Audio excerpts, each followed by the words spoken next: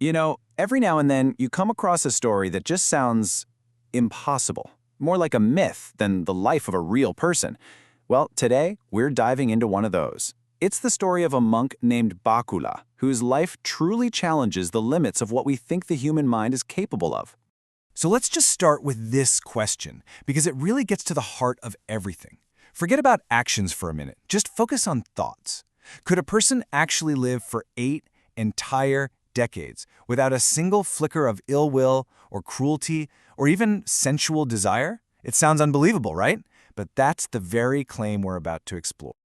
All right, so our story, this 80-year mystery, begins in a really simple way. It all starts with a chance meeting in a quiet grove between two old friends, an ascetic named Kassapa and the monk we're here to talk about, the venerable Bākula.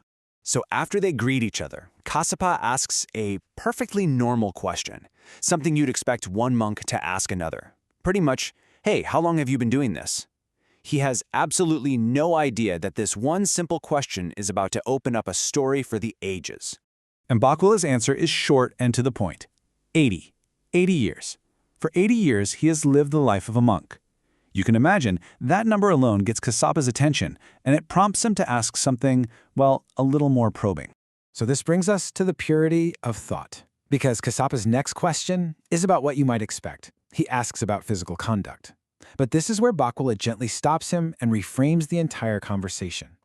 He suggests that the true measure of a perfect life isn't just about what you do, it's about what you think.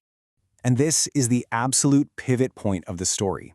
Kassapa asks a very direct question about a physical act, but Bākula immediately elevates it. He basically says that's the wrong question. The real question, the much harder standard, isn't about the body's actions. It's about the mind's purity. It's about whether the perception of sensuality has even arisen in the first place.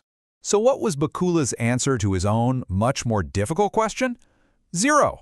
For 80 straight years as an ordained monk, he couldn't recall a single time that a perception rooted in sensuality had ever come up in his mind. Not once.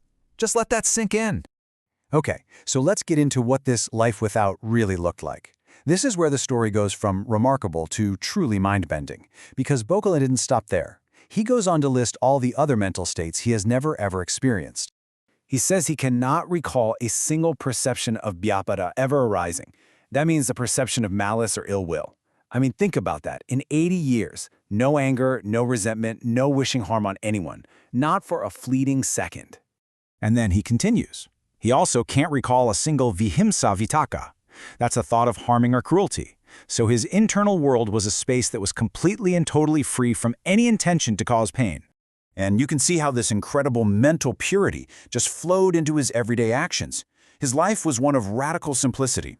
He never accepted specially prepared robes, never worried about his duties, never accepted a formal dinner invitation. He never even got sick, not for a moment.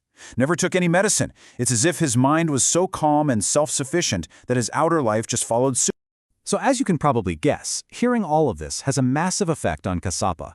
He is completely floored, but he's also incredibly inspired. He has just seen a living, breathing example of the absolute peak of the spiritual path. And in that exact moment, Kassapa makes a life-changing decision. He asks Bākula if he too can be ordained and follow this path. He doesn't need to read a book or hear a sermon. Bākula's life itself is all the proof he needs. And this is just a beautiful example of that chain reaction of inspiration. Kassapa gets inspired, he gets ordained, and then through his own hard work, he achieves the final goal himself. He becomes fully enlightened. And that whole journey was sparked by this one chance meeting. But the story doesn't end there.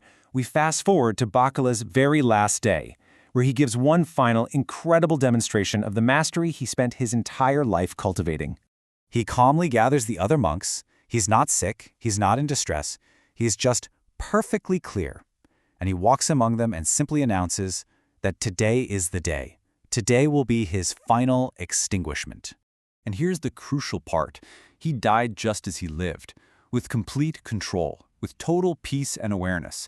He simply sat down in the middle of everyone, and without any struggle at all, he passed away. Bākula's story is so much more than just an ancient marvel. It's really like a mirror. It asks us to look at our own minds. Now, we might not achieve 80 years of perfect purity, but his life points to this profound potential for peace that exists in all of us. And so it leaves us with a question, doesn't it?